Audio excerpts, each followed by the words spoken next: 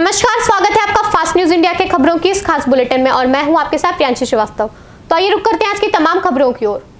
DElEd प्रशिक्षितों ने दिया अनिश्चित काल का धरना। जी हां, खबर उत्तराखंड के जिला उधम सिंह नगर गदरपुर से, जहां गुलर भोज में शिक्षा मंत्री अरविंद पांडे के घर से मात्र कुछ दूर एएन के इंटर कॉलेज के प्रांगण में डीएलएड प्रशिक्षित अनिश्चितकालीन धरने पर बैठे हैं। डीएलएड प्रशिक्षित छात्र छात्राओं ने बताया कि लगातार बिना छुट्टी के 2 वर्ष तक ट्रेनिंग को पूरा समय दिया था। पूर्व में ट्रेनिंग के 3 माह बाद हम लोगों को स्थायी नियुक्ति मिल जाती थी, लेकिन बीटीसी डीएलएड के 2 साल पूरे करने के बाद प्रदेश सरकार ने नए नियम बना दिए हैं, जिससे बाहरी प्रदेशों के युवा उत्तराखंड में नौकरी कर सकते हैं, जो कि हमारे अधिकारों का हनन है।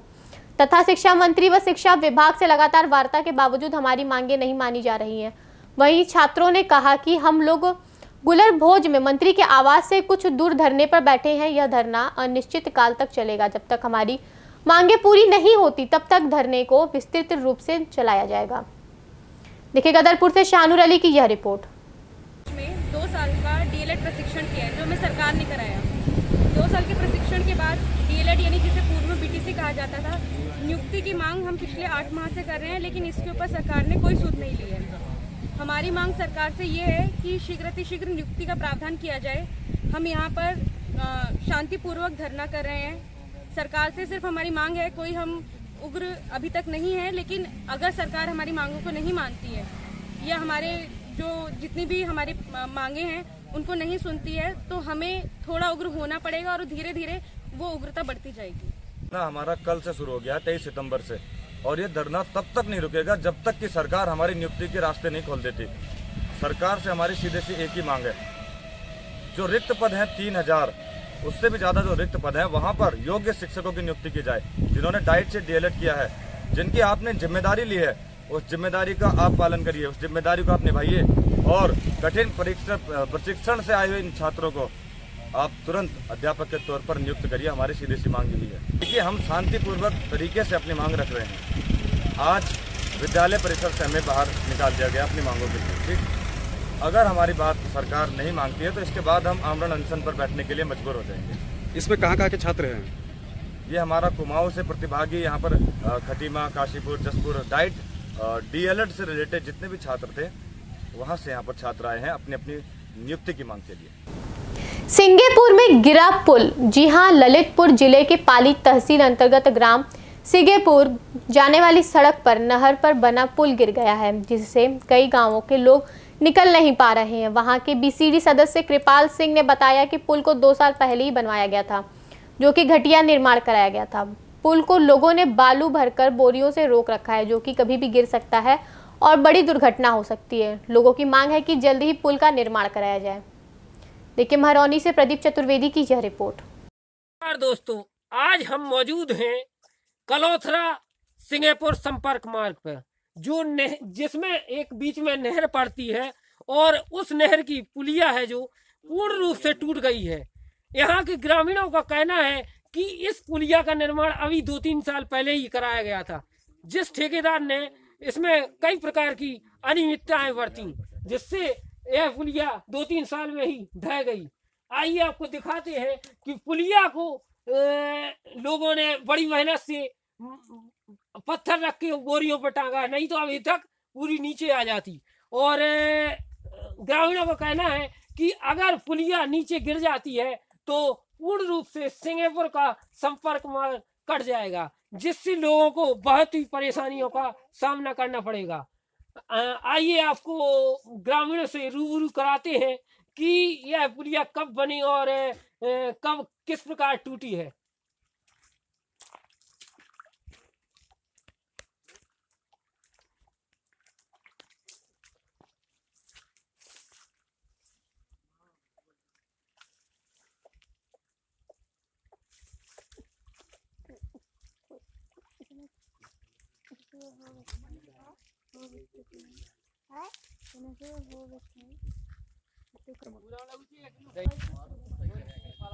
यह है यहाँ के क्षेत्र पंचायत सदस्य कृपाल सिंह। आइए जानते हैं इनसे कि इस पुलिया को कब बनाया गया था। बताइए कृपाल सिंह, कब बनी थी पुलिया? ये पुलिया कम से कम 3 साल हो गई बनने को, और जो 3 साल में जो टूट गई है पुलिया, और कम से कम 4 और 5 गांव का जो यहाँ से रास्ता है। सिंगेपुर दो मोगियाने के बीच में जो पुलिया बनी, कम से कम 5 गांव में तो संपर्क करता है सब। वो पुलिया टूट गई, इतने परेशान है, ना ट्रैक्टर कर पाते हैं, माल ढोर भी नहीं कर पाते। हमने तरह माटी लाग गई तो मोटरसाइकिल निकलने लगी अभी। तो अगर मतलब ये पुलिया मतलब किस प्रकार टंगी है अभी, मतलब अपने आप गिरी नीचे के कोई बाहर निकला तो गिरी? बोरी पे टंगी है अभी। मतलब तो आप लोगों ने क्या बोरी लगाई क्या? हमने और ने बोरी लगाई है। अच्छा। जब वो सदी है वो तो वो गिर ही जाती। बोरी में क्या भरा है? माटी भरी थी, मुरम। अच्छा, मतलब और कोई अभी अधिकारी या कोई कर्मचारी यहाँ देखने आया तो कोई सुनता ही नहीं है। अभी आपने इसकी शिकायत पहले की तो कोई सुनता ही नहीं है अभी तक हमारी। अच्छा। कम से कम 3 महीना हो गए टूटने को, अभी कोई नहीं सुनाई।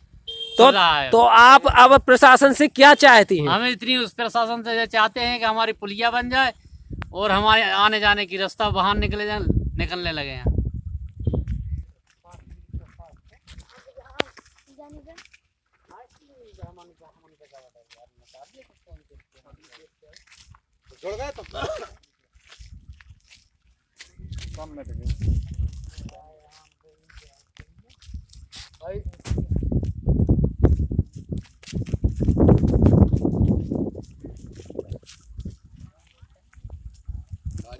गाड़ी को निकाल लियो।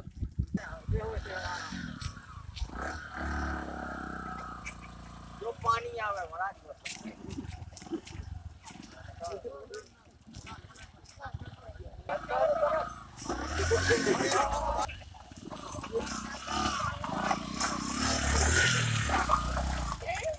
जी हां, उत्तराखंड के जिला उधम सिंह की खबर है, जहां ग्राम झगड़पुरी में किसी मामले को लेकर 2 पक्षों में विवाद हो गया। विवाद इतना बढ़ा कि दोनों पक्षों ने एक दूसरे पर लाठी डंडों से हमला कर दिया। पुलिस ने दोनों पक्षों की तहरीर पर 25 लोगों के खिलाफ मुकदमा दर्ज किया है। थाना अध्यक्ष अरविंद चौधरी ने बताया कि 4 लोगों को गिरफ्तार किया गया है, वह शेष फरार आरोपियों को शीघ्र ही गिरफ्तार कर लिया जाएगा। गदरपुर थाना अध्यक्ष अरविंद चौधरी ने बताया कि एक पक्ष की ओर से 16 व दूसरे पक्ष की ओर से 9 लोगों पर मुकदमा दर्ज है।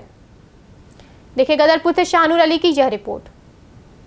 इसमें 2 पक्ष एक ही गांव के हैं, जिसमें दोनों की तरफ से तहरीर आई थी, जिसमें एक तरफ 9 लोग और दूसरी तरफ 16 लोग थे, जिसमें दोनों के विरुद्ध मुकदमा दर्ज किया गया और जिसमें से 4 लोग गिरफ्तार करके जेल भेजा जा चुका है। एक इनकी कुछ आपस में मारपीट और बाहर बच्चों में लड़ाई को लेकर आपस में विवाद हुआ था, जिसमें दोनों पक्षों में बात ज़्यादा बढ़ गई और फिर आपस में मारपीट हो गई। नियुक्ति को लेकर बेमियाद हड़ताल पर प्रशिक्षित। जी हां, उत्तराखंड के जिला उधम सिंह नगर के गदरपुर क्षेत्र के गुलरभोज में शिक्षा मंत्री अरविंद पांडे के आवास के समीप ANK इंटर कॉलेज गुलरभोज में प्राथमिक स्कूल में DLED प्रशिक्षितों की नियुक्ति की मांग को लेकर प्रदेश के विभिन्न जिलों से आए DLED 2017 से 2019 बैच के प्रशिक्षितों ने धरना दिया एवं प्रशिक्षितों ने कहा, जब तक पूरे बैच के छात्रों को लेकर सरकार कोई ठोस निर्णय नहीं ले लेती, तब तक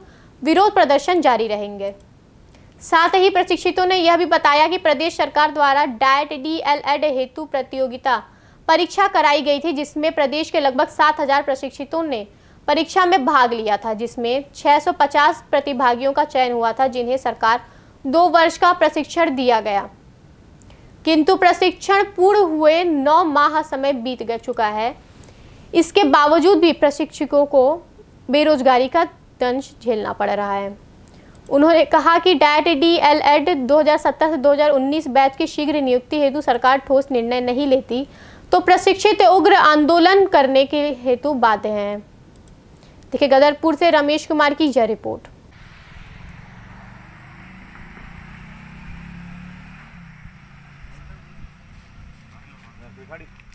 हम क्या चाहते? नौकरी। हम लेके रहेंगे नौकरी। नहीं किसी से भीख मांगते, हम अपना अधिकार मांगते। नहीं किसी से भीख मांगते, हम अपना अधिकार मांगते। आज दो अभी दो नौकरी दो, नौकरी दो।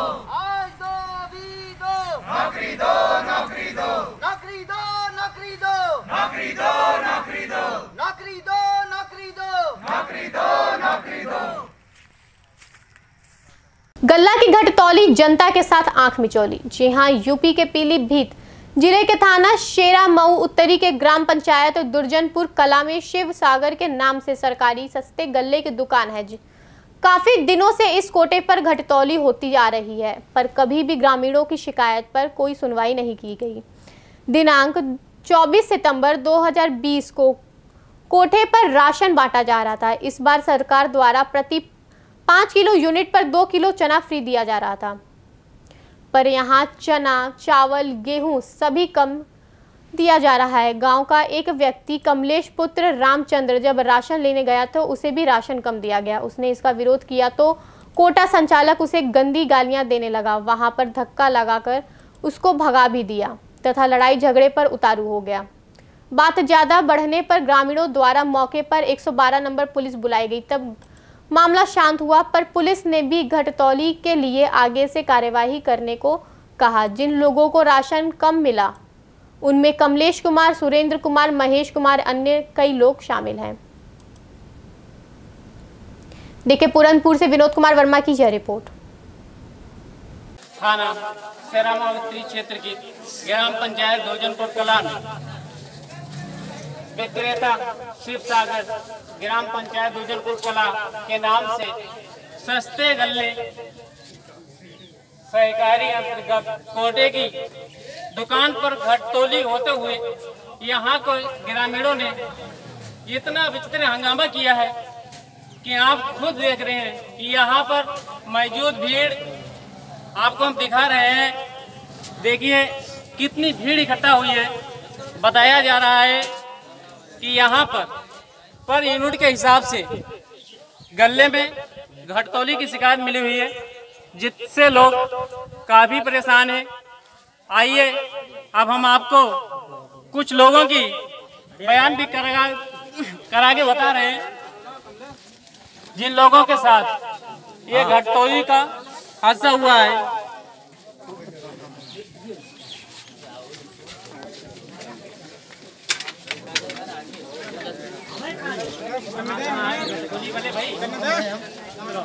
क्या नाम है आपका? मेरा नाम कमलेश कुमार। कमलेश भाई, ये बताइए कि यहाँ पर आपको किस हिसाब से गल्ला मिला हुआ है?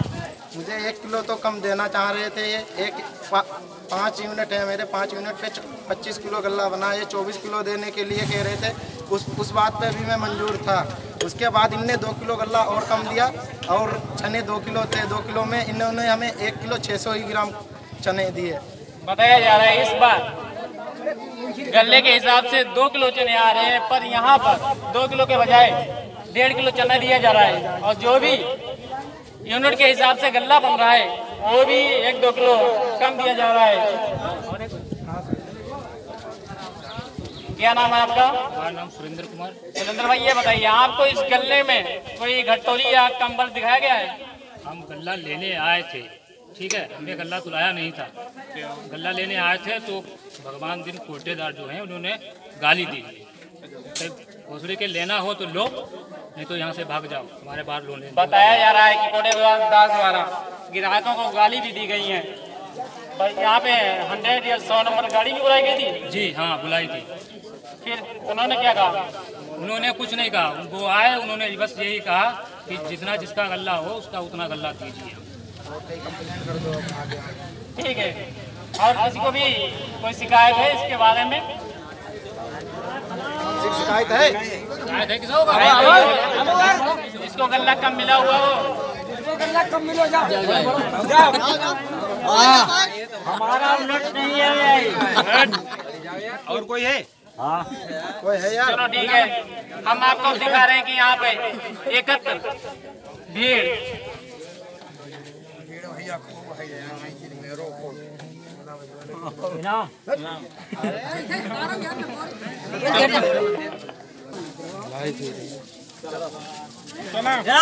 अपने अपने घर में